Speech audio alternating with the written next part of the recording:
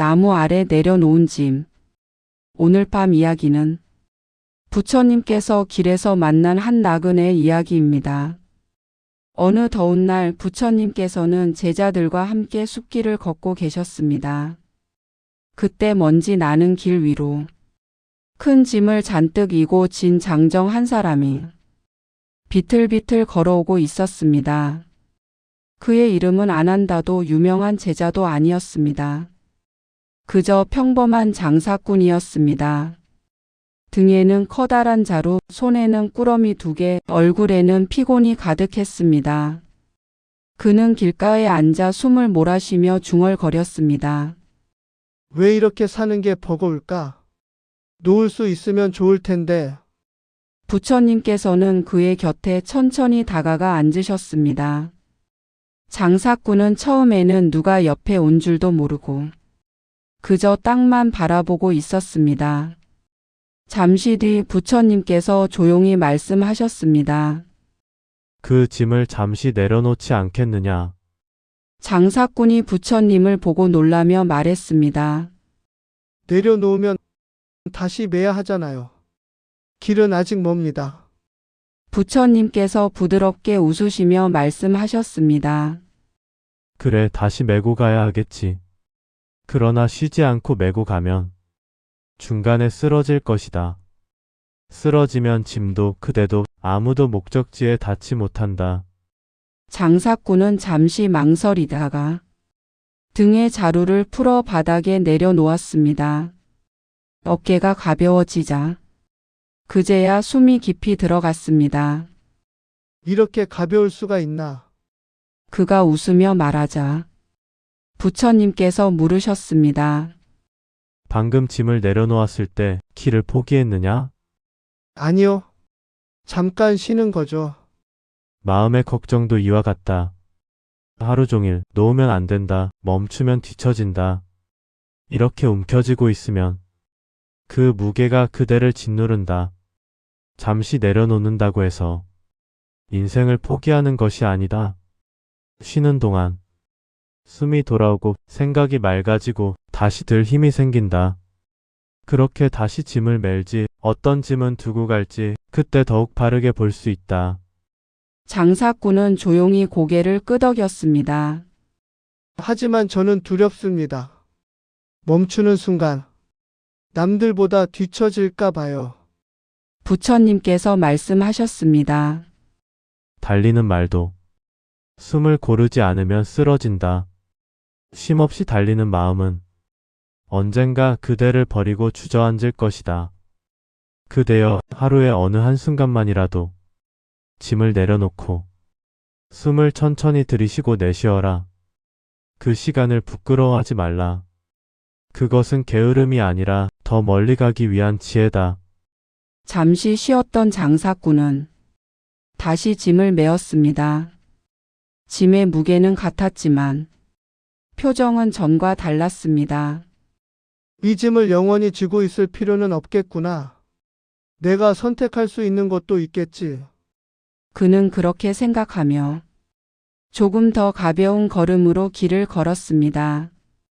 부처님과 제자들은 조용히 그 뒷모습을 바라보신 후 다시 숲길을 걸어가셨습니다.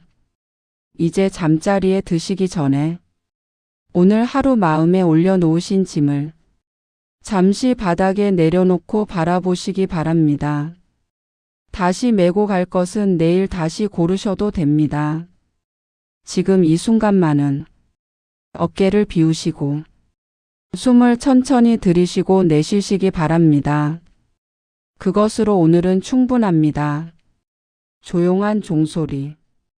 오늘 밤 이야기는 부처님께서 화가 많은 소년에게 들려주신 이야기입니다. 옛날 한 산골 마을에 라훌라라는 소년이 있었습니다. 심성이 나쁜 아이는 아니었지만 마음이 급하고 말이 거칠고 조금만 기분이 상해도 쉽게 화를 내곤 했습니다. 장난감을 빌려주지 않으면 화를 내고 일을 도와달라는 말에도 짜증을 내며 말했습니다. 왜 나만 맨날 시켜요? 싫어. 안 해. 어른들은 한숨을 쉬었습니다. 저 아이는 마음은 착한데 불씨가 너무 많구나. 어느 날 부처님께서 그 마을 근처에 오신다는 소식이 들렸습니다. 사람들은 모두 공양을 올리고 말씀을 들으러 갔습니다. 라훌라의 어머니도 아들을 데리고 갔습니다. 라훌라야, 오늘만큼은 조용히 듣기만 하렴. 라훌라는 마음에 들지 않았지만 마지못해 따라 나섰습니다. 부처님께서 설법을 마치시고 사람들이 흩어질 때 어머니는 용기를 내어 부처님께 여쭈었습니다. 세존이시여, 이 아이는 마음이 급하여 늘 화를 내고 거친 말을 합니다. 어찌 고쳐야 하겠습니까? 부처님께서 라훌라를 바라보시고 부드럽게 물으셨습니다. 그대는 소리를 좋아하느냐? 라훌라가 잠시 머뭇거리다 대답했습니다. 좋아하는 것도 있고 싫어하는 것도 있어요. 부처님께서는 미소를 지으시고 근처의 작은 산사로 함께 가자고 하셨습니다. 산사 마당에는 오래된 종이 하나 서 있었습니다. 부처님께서 그 종을 가만히 쓰다듬으시더니 라훌라에게 말씀하셨습니다. 이 종을 한번 쳐보겠느냐? 라훌라는 나무 막대를 들어 종을 있는 힘껏 내리쳤습니다. 쿵 하는 큰 소리가 울렸습니다. 거칠고 무거운 울림이 산속으로 번져갔습니다. 부처님께서 물으셨습니다. 지금 소리를 들으니 어떤가? 너무 커요. 좀 무서워요. 이번에는 부처님께서 직접 종을 치셨습니다. 이번에는 힘을 조금 빼고 부드럽게 한번 두드리셨습니다. 맑고 긴 종소리가 잔잔하게 퍼져나갔습니다. 라훌라는 눈을 동그랗게 떴습니다. 아까보다 훨씬 좋아요. 차분해지는 느낌이에요. 부처님께서 말씀하셨습니다. 같은 종 같은 나무 막대다. 그러나 치는 마음이 거칠면 소리도 거칠고 사람을 놀라게 한다. 마음이 고요하면 소리도 고요하여 듣는 이의 마음을 편안하게 한다. 라훌라야, 그대의 말도 이 종과 같다. 입에서 나가는 순간 다시 끌어올 수는 없다. 거친 말은 사람의 가슴에 쿵 하고 내려앉고 부드러운 말은 맑은 종소리처럼 오래도록 따뜻하게 남는다. 라훌라는 발끝을 내려다보며 중얼거렸습니다. 전 화가 나면 그냥 나가버려요. 말을 안 하면 터질 것 같아서요. 부처님께서 조용히 고개를 끄덕이셨습니다. 그래서 그대에게 작은 약속 하나를 주겠다. 앞으로 화가 날 때마다 말을 뱉기 전에 마음속으로 종을 한번 친다고 생각해 보아라. 거칠게 치고 싶은지 맑게 울리고 싶은지 스스로 물어보아라. 그러고도 여전히 해야 할 말이면 숨을 한번 고르고 상대의 눈을 보고 부드럽게 말하라. 그렇게 하는 자는 자신의 마음을 다스리는 이다. 집으로 돌아오는 길, 라훌라는 산사의 종소리를 떠올렸습니다. 친구가 놀리면 예전 같으면 시끄러워 하고 버럭했을 텐데 그날은 속으로 먼저 생각했습니다. 지금 내가 치려는 종소리는 어떤 소리지? 그는 깊게 숨을 들이쉬고 살짝 웃으며 말했습니다. 그렇게 말하면 좀 서운해. 다르게 말해줄 수 있어? 친구는 놀란 눈으로 그를 보다가 머리를 긁적였습니다. 미안. 라훌라는 자신의 가슴이 조금 가벼워진 것을 느꼈습니다. 오늘 밤 잠자리에 드시기 전 마음속에 작은 종 하나를 떠올려 보시기 바랍니다. 누군가의 말 때문에 속이 상했어도 스스로에게도 너무 거친 소리를 내지 마시기 바랍니다. 숨을 한번 고르고 조용히 마음속 종을 맑게 울려 보신다면 오늘 하루도 그것으로 충분합니다. 흐린 물이 맑아지는 시간. 오늘 밤 이야기는 마음을 가라앉히고 싶었던 한 제자에게 부처님께서 보여주신 작은 가르침입니다. 서두르지 말고 천천히 들으셔도 좋습니다. 어느 날 한 제자가 부처님을 찾아왔습니다. 낮 동안 일도 잘했고 실수도 없었지만 마음은 도리어 더 어지러웠습니다. 해야 할 일과 하지 못한 일이 뒤엉켜 머릿속에서 소란을 냈습니다. 그는 조심스레 고개를 숙여 말했습니다. 전 잠깐만 쉬어도 죄책감이 듭니다. 명상을 해도 생각이 멈추질 않습니다. 가만히 있어 보려 해도 마음이 금세 뒤척입니다. 왜 이렇게 가라앉지 않을까요? 부처님께서는 그의 얼굴을 한동안 바라보셨습니다. 꾸짖지도 억지 위로도 하지 않으셨습니다. 잔잔한 미소로 말씀하셨습니다. 우물에서 물 한 그릇만 떠오너라. 제자는 대답 대신 고개를 끄덕이고 숲길을 따라 우물로 향했습니다. 땅은 햇빛을 받아 따스했고 바람은 잎사귀 사이로 천천히 흘렀습니다. 그는 양손으로 물을 길어 조심스럽게 걸어왔습니다. 그릇 표면에는 하늘과 나뭇잎이 작게 흔들리며 비쳤습니다. 부처님께서는 땅에서 작은 흙 한 꼬집을 집어 그릇 위로 가볍게 떨어뜨리셨습니다. 맑던 물은 금세 흐릿해졌습니다. 잔 모래가 빙글빙글 돌며 위쪽까지 번졌습니다. 부처님이 물으셨습니다.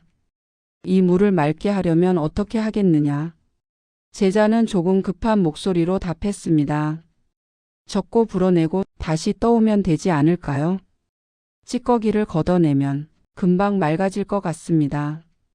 부처님은 고개를 저어 말리지도 옳고 그름을 단정하지도 않으셨습니다. 그릇을 손끝으로 아주 살짝 흔드시고 옆에 평평한 돌 위에 조용히 내려놓으셨습니다. 한동안 가만히 두어 보아라.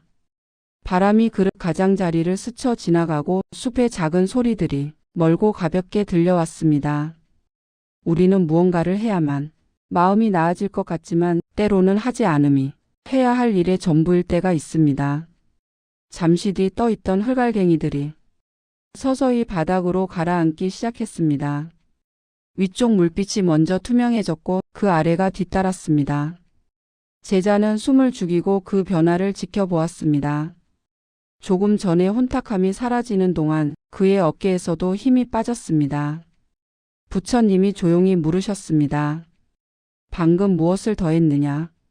제자는 고개를 들어 대답했습니다. 아무것도 하지 않았습니다. 부처님께서 말씀하셨습니다. 그래, 아무것도 하지 않음이 때로는 가장 바른 일이다. 흙탕물을 더 젓는다고 물이 맑아지지는 않는다. 그릇을 흔들수록 흙은 오래 떠 있고 가만히 둘수록 씨앗은 먼저 맑아진다. 그대의 마음도 이와 같다. 걱정과 생각이 일어날 때 억지로 밀어내거나 붙잡으려 하지 말고 한 호흡 또 한 호흡 그저 두어 보아라. 손대지 않고 지켜보면 흙은 가라앉고 물은 스스로 맑아진다. 제자는 미간을 펴며 들었습니다. 그러나 마음 한쪽에 두려움은 여전했습니다. 하지만 저는 뒤처질까 두렵습니다. 가만히 두면 모든 게 망가질 것 같습니다. 쉬면 안 될 것 같고 멈추면 금세 남이 앞질러 갈 것 같습니다. 부처님께서 나뭇잎 사이 햇살을 둘러보시고 부드럽게 답하셨습니다. 바람이 거셀수록 호수는 크게 일렁이지만 바람이 잦아들면 수면은 하늘을 비춘다. 쉬는 것은 포기가 아니며 다시 가기 위한 길이다. 달리는 말도 숨을 고르지 않으면 쓰러지듯 마음 역시 멈춤이 있어야 오래 간다. 부처님은 손바닥을 펴 보이셨습니다. 하루의 어느 한순간만이라도 그릇을 내려놓아라. 해야 할 일에 줄 끝을 놓아도 세상은 무너지지 않는다. 그 잠깐 동안 숨이 돌아오고 생각이 맑아지고 힘이 다시 생긴다. 그때 무엇을 먼저 할지, 무엇을 내려놓을지 더 바르게 볼 수 있다. 제자는 천천히 숨을 들이쉬었습니다. 공기가 폐 깊숙이 들어왔다가 길고 조용하게 빠져나갔습니다. 그 동작만으로도 가슴에 소란이 한 겹 가라앉는 것을 느꼈습니다. 그날 저녁 제자는 홀로 앉아 호흡을 세어보았습니다. 들이쉬고 내쉬고 어떤 생각이 떠올라도 붙잡지 않고 미워하지도 않고 한 걸음 떨어져 흐르게 두었습니다. 처음에는 생각이 더 요란해지는 듯 했지만 잠시 지나자 흐름이 느려졌습니다. 그는 낮에 보았던 그릇을 떠올렸습니다. 흔들리던 흙이 바닥으로 내려앉고 윗물이 먼저 맑아지던 모습. 그 물처럼 마음에도 작은 빈자리가 생겼습니다. 그 빈자리로 밤 공기가 들어와 조용히 식혀주었습니다. 부처님의 말씀이 다시 떠올랐습니다. 아무것도 하지 않음이 때로는 가장 바른 일이다. 하지 않음은 포기가 아니라 선택입니다. 먼저 그릇을 내려놓는 선택. 그 선택이야말로 다음 행동을 정확하게 만들어줍니다. 내일 해야 할 일과 내려놓아도 될 일이 그제야 구분됩니다. 이제 잠자리에 들기 전 오늘 만든 흙탕물을 더 젓지 마시기 바랍니다. 누군가의 말이 마음을 흐려놓았을 수도, 스스로의 말이 더 큰 파문을 만들었을 수도 있습니다. 그래도 괜찮습니다. 그릇을 흔들지 말고 베개 위에 살짝 내려놓으십시오. 생각이 떠오르면 조용히 말해보세요. 지금은 가라앉는 시간. 그리고 숨을 천천히 들이쉬고 조금 더 천천히 내쉬십시오. 3번, 5번, 10번. 숫자는 중요하지 않습니다. 중요한 것은 흔들지 않는 마음의 자세입니다. 윗물이 맑아지면 내일 해야 할 일과 내려놓아도 될 일이 자연스레 보일 것입니다. 덜어낼 일은 덜어내고 필요한 일에는 다만 한 걸음 내디디면 됩니다. 오늘 밤 당신이 할 일은 단 하나, 그릇을 지켜보는 일입니다. 흙은 가라앉고 물은 스스로 맑아집니다. 그 사이에 어깨는 가벼워지고 이마의 힘은 풀리고 잠은 조용히 찾아옵니다. 부디 편안히 쉬십시오. 그리고 기억해 주세요. 쉬는 것은 포기가 아니라 더 멀리 가기 위한 지혜입니다. 오늘 밤은 그것으로 충분합니다. 빗자루와 먼지. 오늘의 이야기는 빗자루 하나에서 시작됩니다. 젊은 수행자는 밤마다 뒤척였습니다. 낮에는 괜찮았지만 해가 지면 마음이 요동쳤습니다. 해야 할 일과 하지 못한 일이 부딪혔습니다. 그는 두 손을 모으고 조용히 말했습니다. 멈추고 싶은데 생각이 자꾸 달립니다. 앉으면 불안이 오고 일어나면 허전함이 남습니다. 무엇을 놓쳐서 이렇게 어지러운 걸까요? 부처님은 꾸짖지 않으시고 잔잔히 고개를 끄덕이셨습니다. 낡은 빗자루 하나를 그에게 건네셨습니다. 대청마루를 쓸어라. 먼지가 앉을 여백을 주어라. 처음 그는 힘껏 쓸어 허공에 먼지가 일었습니다. 목이 칵 막히고 눈이 시큰거렸습니다. 부처님이 말씀하셨습니다. 먼지는 서두를수록 달아난다. 마음의 먼지도 같다. 급히 잡을수록 흩어진다. 그는 호흡을 낮추고 빗자루 끝을 가볍게 했습니다. 한 줄 또 한 줄. 바닥의 결을 따라갔습니다. 먼지는 조금씩 스스로 가라앉았습니다. 공간이 맑아졌습니다. 부처님은 창밖의 대나무 숲을 가리키셨습니다. 바람은 세지 않았고 리듬만 남았습니다. 저 바람을 보아라. 밀지 않고 다만 지난다. 빗자루도 그러하고 그대의 생각도 그러하라. 그는 고개를 끄덕였지만 가슴엔 돌 하나가 남았습니다. 부처님 생각을 내버려 두기가 어렵습니다. 자꾸 붙잡게 됩니다. 그가 털어놓았습니다. 부처님이 이르셨습니다. 붙잡는 그 손을 보아라. 마음을 멈추려는 마음이 새 소란을 낳는다. 멈추려 하지 말고 멈추지 않으려도 말라. 그저 알아차려라. 일어남과 앉음을 보아라. 그날 밤 그는 홀로 마당을 쓸었습니다. 달빛이 얇게 번지고 어둠은 부드러워졌습니다. 그는 스스로에게 조용히 물었습니다. 내가 없애려는 건 뭔지인가? 완벽해야 한다는 마음인가? 바람이 스치고 이마에 땀이 식었습니다. 그는 숨을 길게 내쉬고 다시 한 줄 또 한 줄. 아침이 되자 사원은 맑았지만 완벽하진 않았습니다. 모퉁이마다 티끌이 작게 남아 있었습니다. 그는 그 티끌을 보며 미소 지었습니다. 부처님이 묻습니다. 왜 다 치우지 않았느냐? 그가 대답했습니다. 어젯밤의 나로는 여기까지였습니다. 오늘의 나에게 조금 남기고 내일의 나에게도 한 줌 남기겠습니다. 빗자루가 멈추지 않도록요. 부처님은 짧게 웃으시며 고개를 끄덕이셨습니다. 깨끗함은 상태가 아니라 습관이다. 결심은 번개처럼 빛나고 습관은 새벽처럼 온다. 매일 쓸면 마음은 매일 가라앉는다. 그는 알게 되었습니다. 빗자루질은 싸움이 아니라 동행임을. 먼지가 올 때는 함께 숨쉬고 먼지가 앉을 때는 가만히 지켜보는 일임을. 사람의 말이 흔들 때도 침묵이 파도를 만들 때도 그는 마루로 나가 오늘의 줄을 오늘의 손으로 쓸었습니다. 어느 저녁 그는 말했습니다. 어제의 먼지는 어제에 맡기겠습니다. 오늘의 먼지는 오늘과 함께, 내일의 먼지는 내일에 맡기겠습니다. 부처님은 대나무를 보셨습니다. 바람이 지나가고 고요가 남았습니다.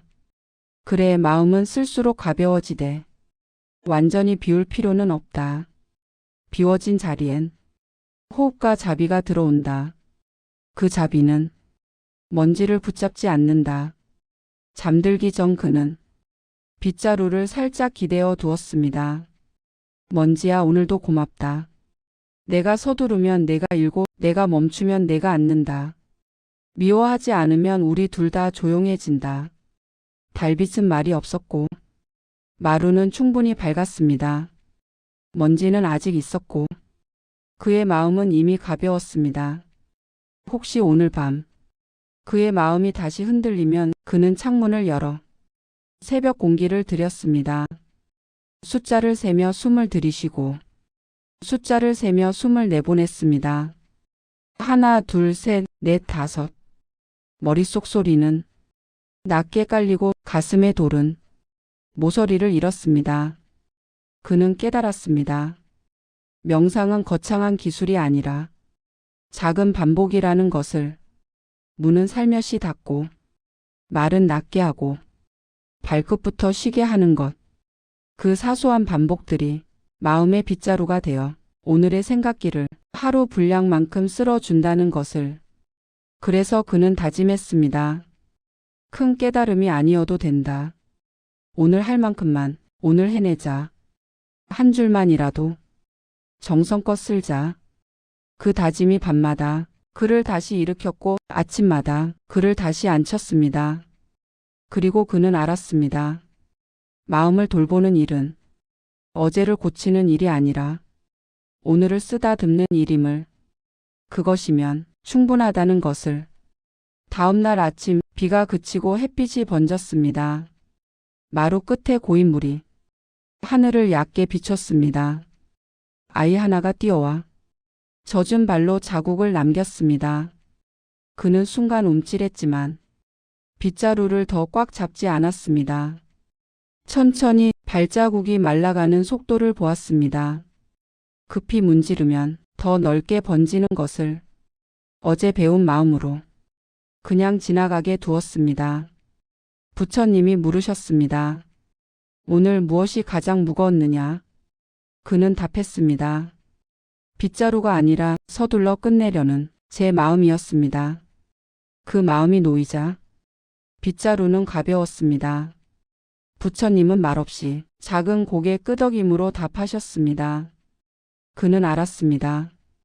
깨끗함은 결과가 아니라 지켜보는 시선에서 이미 시작된다는 것을. 언젠가 또 먼지가 소란을 만들더라도 오늘처럼 두 줄씩 호흡을 나누고 두 걸음씩 천천히 걸어가면 된다는 것을. 오늘의 이야기는 여기까지입니다. 내일의 이야기는 내일의 바람과 함께 올 것입니다. 오늘의 이야기는 조용한 물그릇 하나에서 시작됩니다. 한 젊은 수행자는 며칠째 마음을 붙잡지 못했습니다. 명상을 해도 걸어도 찬물로 얼굴을 씻어도 생각은 끈처럼 따라왔습니다. 그는 어느 밤 부처님을 찾아와 속삭였습니다. 마음이 시끄럽습니다. 고요를 잡으려 할수록 더 요동칩니다. 부처님은 고개를 끄덕이며 작은 그릇 하나를 건네셨습니다. 밤이 깊어지면 우물가로 가서 이 그릇에 물을 가득 담아 오너라. 수행자는 그릇을 들고 어두운 길을 걸었습니다. 바람이 나뭇잎을 흔들 때마다 그의 마음도 함께 흔들렸습니다. 우물가에 도착했을 때 달빛이 수면 위에서 조용히 흔들리고 있었습니다. 그는 그 물을 조심스레 그릇에 담았습니다. 하지만 돌아오는 길 발이 미끄러져 물을 반 이상 쏟았습니다. 당황한 그는 다시 우물로 뛰어갔습니다. 이번에는 너무 급하게 퍼올리다가 물결이 크게 일었습니다. 3번이나 담아도 물은 잔잔히 담기지 않았습니다. 그는 속삭이듯 말했습니다. 부처님, 제 마음도 이 물 같아 가만히 담기지 않습니다. 부처님은 물그릇을 받아 달빛 아래로 가져가셨습니다. 그리고 조용히 앉으며 그에게도 앉으라 손짓하셨습니다. 그대는 물을 담으려 애썼다. 그러나 물은 애쓴다고 담기지 않는다. 부처님은 그릇을 들어 달빛을 비추었습니다. 달빛을 보아라. 물이 고요할 때만 그 모습이 비친다. 그대 마음도 같다. 고요를 만들려 애쓰면 오히려 더 흔들린다. 수행자의 눈동자가 달빛처럼 흔들렸습니다. 부처님은 말을 이었습니다. 그대는 고요를 만들려 하고 생각을 없애려 했다. 그러나 마음은 억지로 비워지는 그릇이 아니다. 다만 흔들림을 알아차리면 흔들림은 스스로 잦아든다. 수행자는 고개를 숙였습니다. 그럼 어떻게 해야 고요해질 수 있습니까? 부처님은 우물가의 달을 가리키며 말했습니다. 물을 억지로 고요하게 할 수 있느냐? 수행자가 천천히 고개를 저었습니다.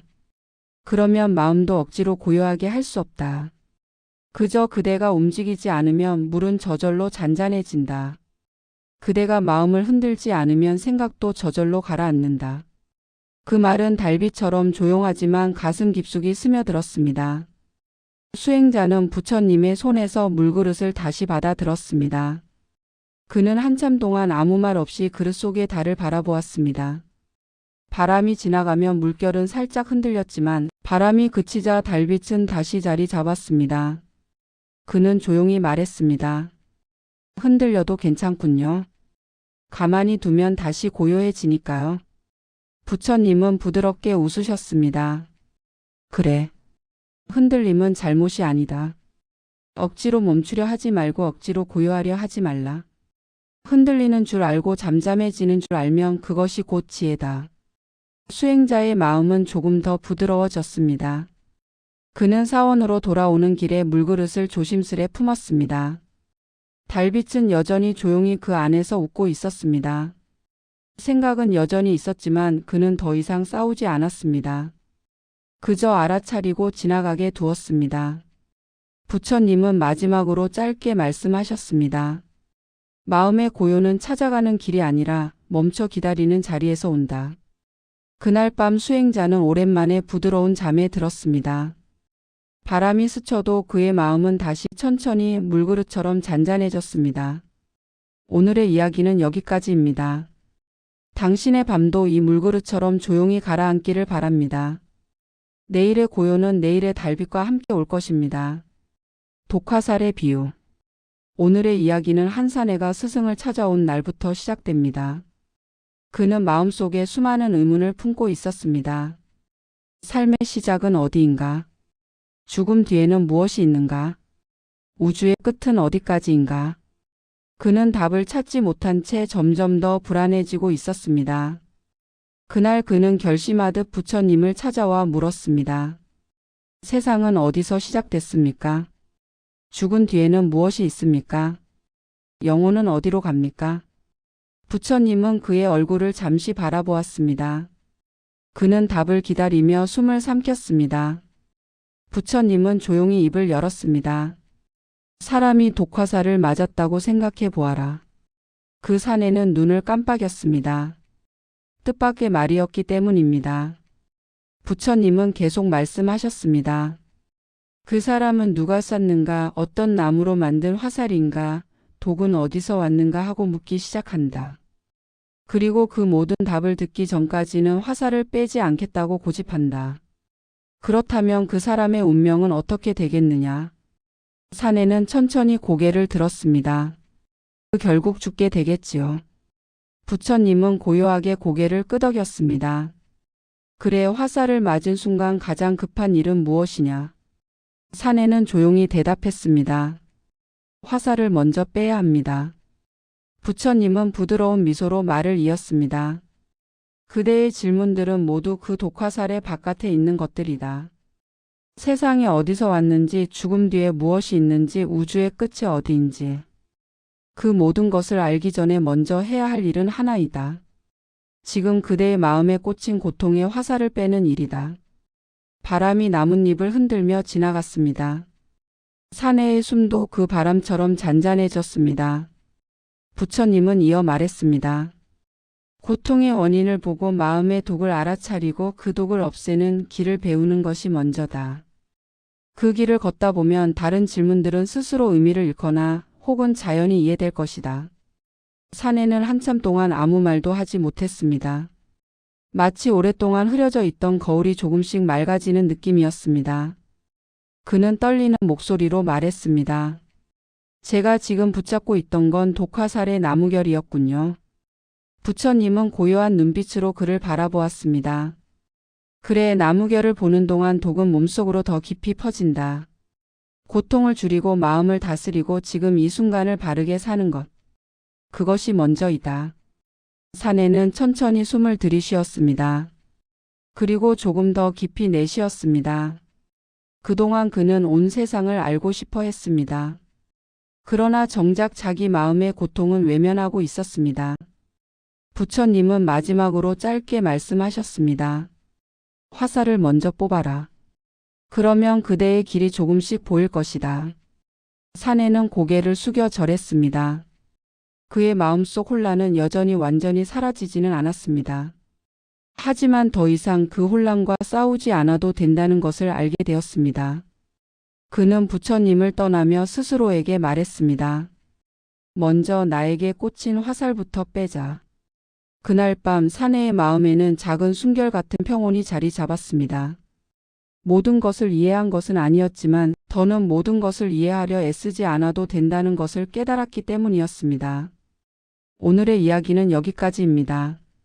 우리가 살아가며 붙잡고 있는 수많은 질문도 종종 그 독화살의 나무결일지 모릅니다. 지금 당장 치유해야 할 마음의 상처가 있다면 그것을 먼저 살펴보는 것이 가장 빠른 길일 때가 많습니다. 답을 찾기 전에 먼저 고통을 알아차리고 생각을 멈추기보다 조용히 바라보는 시간이 필요합니다. 당신의 하루에도 지금 빼야 할 작은 화살 하나가 있을지 모릅니다. 그 화살을 뽑아내는 순간 그동안 보이지 않던 길이 부드럽게 열릴지도 모릅니다. 오늘도 당신의 마음이 조금 더 가벼워지고 조금 더 따뜻해지길 바랍니다. 내일의 길은 내일의 평온과 함께 올 것입니다. 겨자씨의 비유. 오늘의 이야기는 한 젊은 여인의 눈물에서 시작됩니다. 그 여인의 이름은 키사 고탐이었습니다. 그녀는 사랑하는 아들을 잃었습니다. 아이는 하루아침에 숨을 거두었고 그녀는 그 사실을 받아들이지 못했습니다. 그녀는 아이의 작은 몸을 품고 마을 곳곳을 돌아다니며 외쳤습니다. 누구든지 내 아이를 다시 살려줄 약을 아십니까? 사람들은 고개를 돌리거나 안타까운 눈빛을 보냈습니다. 때로는 조용히 등을 토닥였지만 그녀의 절망을 멈추게 할 수는 없었습니다. 그녀는 아이가 아직도 따뜻하다고 믿었습니다. 조금만 방법을 찾으면 다시 눈을 뜰 것이라 여겼습니다. 어느 노인이 그녀에게 말했습니다. 부처님께 가보시오. 그분이라면 길을 아실지도 모릅니다. 키사 고타미는 마지막 희망을 붙잡듯 아이를 안고 부처님을 찾아갔습니다. 부처님, 제발 제 아이를 살려주십시오. 다시 숨을 쉬게 해주십시오. 부처님은 그녀의 눈을 조용히 바라보았습니다. 그리고 고요하게 말씀하셨습니다. 내 아이를 살릴 약을 구해오너라. 그녀의 눈에 희미한 빛이 돌아왔습니다. 정말 그런 약이 있습니까? 무엇을 가져오면 됩니까? 부처님은 한마디로 대답하셨습니다. 죽은 이가 한 번도 나오지 않은 집에서 겨자씨 한 줌을 가져오너라. 키사 고타미는 즉시 마을로 달려갔습니다. 첫 번째 집을 두드렸습니다. 여기에서 죽은 사람이 나온 적이 없습니까? 겨자씨를 얻고 싶습니다. 집 주인은 슬프게 말했습니다. 우리는 얼마 전 어머니를 잃었습니다. 그녀는 다시 다른 집으로 갔습니다. 이 집에서 죽은 이가 나온 적이 없습니까? 우리 아버지가 떠난 지 오래되었습니다. 그녀는 또 다른 집을 찾아갔습니다. 그 집에서는 아이가 죽었다고 했습니다. 그 다음 집에서는 형이 죽었다고 했습니다. 또 그 다음 집에서는 남편이 세상을 떠났다고 했습니다. 키사 고타미는 마을 전체를 걸었습니다.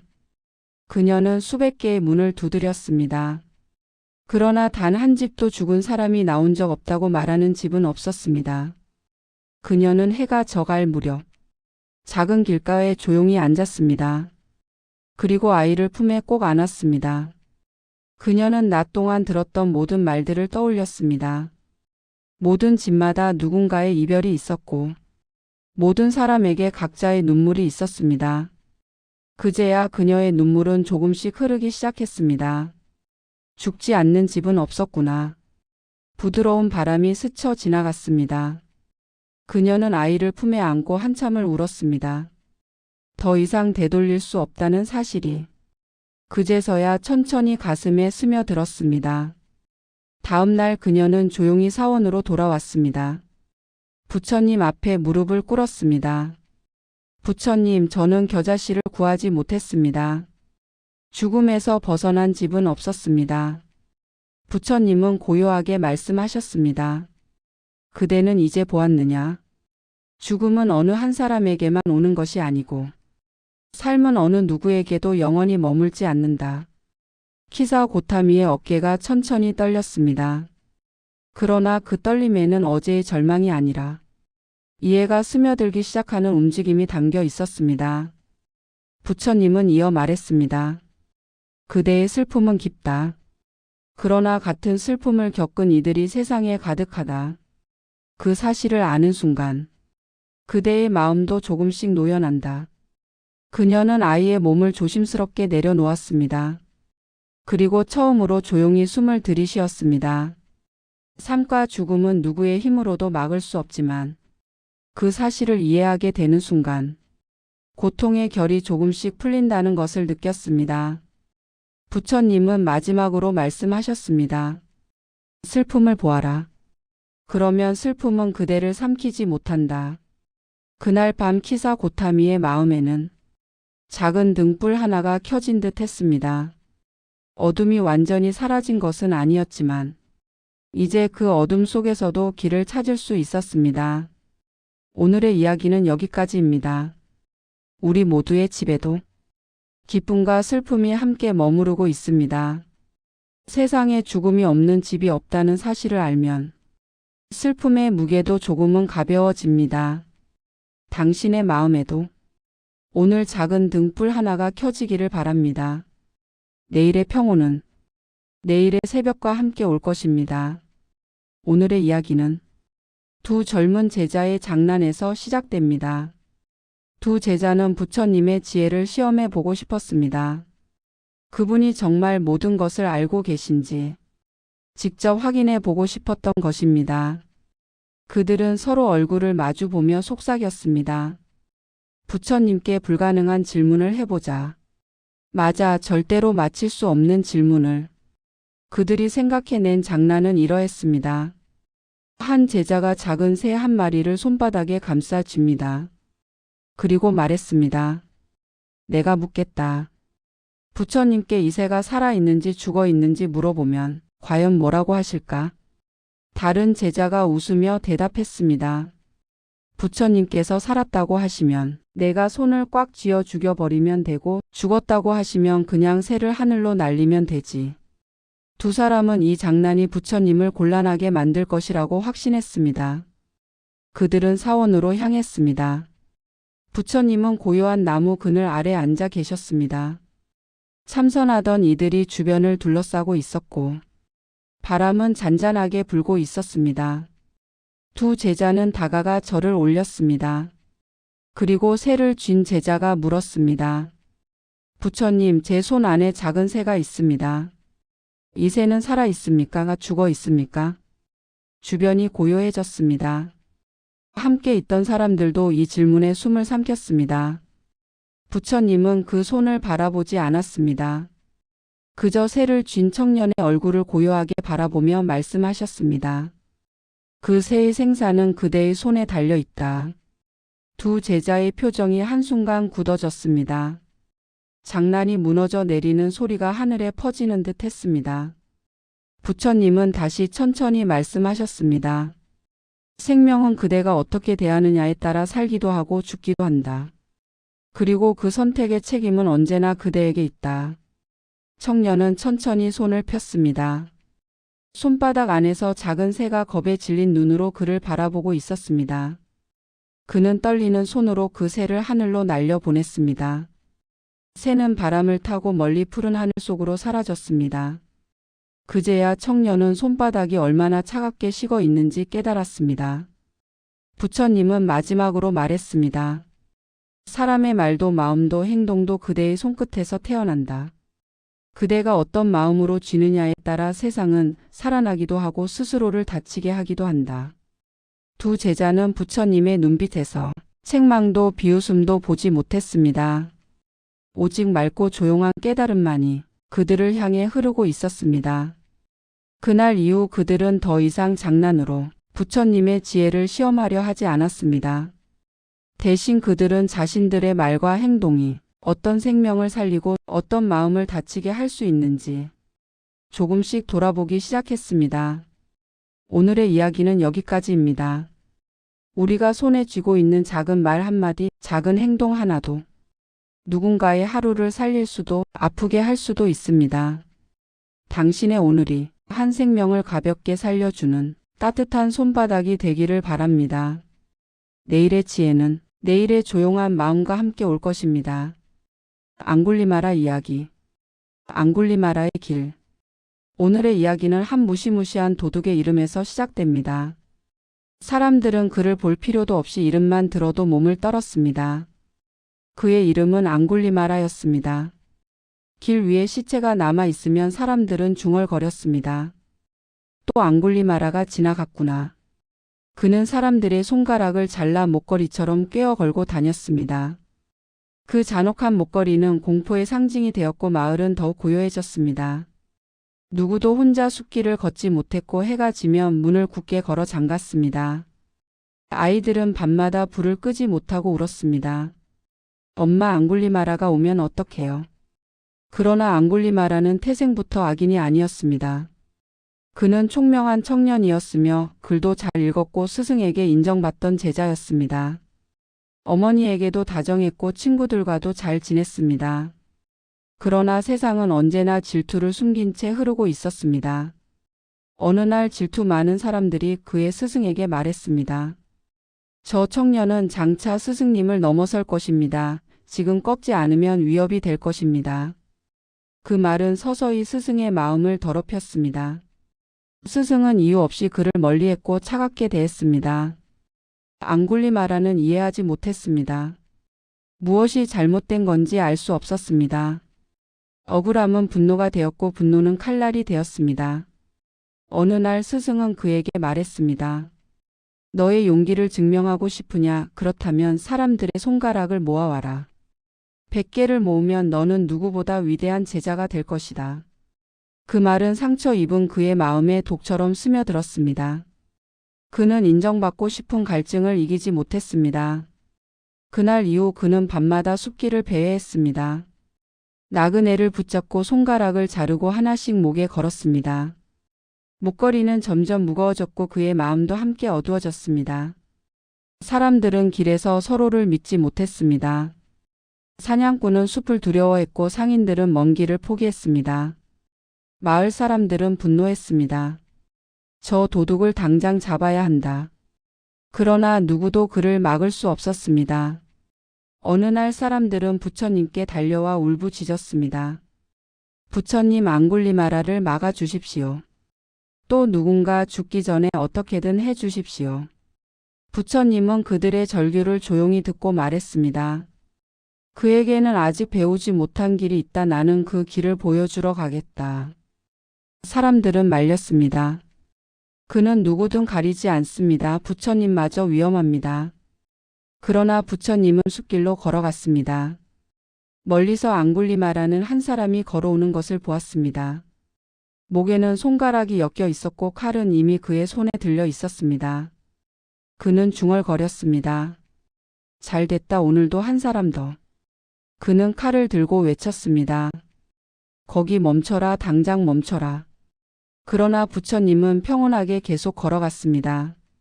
앙굴리마라는 달렸지만 거리는 줄어들지 않았습니다. 숨이 턱까지 차오르고 다리가 떨렸습니다. 결국 그는 소리쳤습니다. 왜 멈추지 않는가? 내가 멈추라 했는데 왜 멈추지 않는가? 부처님은 조용히 말했습니다. 나는 이미 멈추었다. 살생과 분노와 미움에서 멈추었다. 멈추지 못한 것은 그대의 마음과 발걸음이다. 그 말은 칼보다 깊게 그의 가슴을 찔렀습니다. 앙굴리마라는 처음으로 지나온 길을 돌아보았습니다. 그 길 위에는 피가 떨어져 있었습니다. 목에 걸린 손가락들은 이름을 가진 사람들이었고 누군가의 가족이었습니다. 앙굴리마라는 칼을 떨어뜨렸습니다. 손이 떨려 칼을 다시 들 수 없었습니다. 저 같은 사람도 멈출 수 있습니까? 나 다시 사람이 될 수 있습니까? 부처님은 말했습니다. 제가 크면 고통도 크다. 그러나 멈추기로 한 그 자리에서부터 길은 다시 시작된다. 과거는 바꿀 수 없지만 앞으로의 발자국은 바꿀 수 있다. 앙굴리마라는 그 자리에서 귀했습니다. 목걸이를 풀어 땅에 묻고 다시는 칼을 들지 않았습니다. 사람들은 처음에는 그를 두려워했지만 그는 꾸준히 사람을 도왔습니다. 굶주린 이를 도와주고 길 잃은 이를 안내했습니다. 그의 발걸음은 공포가 아닌 자비의 발걸음이 되었습니다. 시간이 흐르고 마을 사람들은 그를 받아들였습니다. 그가 살린 생명이 그가 해친 생명보다 많아졌습니다. 어느 날 누군가 부처님께 물었습니다. 정말 앙굴리마라 같은 사람도 변할 수 있습니까? 부처님은 말했습니다. 칼보다 무서운 것은 멈추지 못하는 마음이다. 그러나 마음이 멈추는 순간 가장 어두운 사람도 빛을 향해 돌아설 수 있다. 오늘의 이야기는 여기까지입니다. 우리가 어떤 길을 걸어왔든 지금 멈추겠다고 결심하는 순간이 새로운 시작입니다. 오늘 당신의 발걸음도 잠시 멈추어 어디로 가야 할지 조용히 바라보길 바랍니다. 내일의 길은 내일의 다짐과 함께 새로 열릴 것입니다.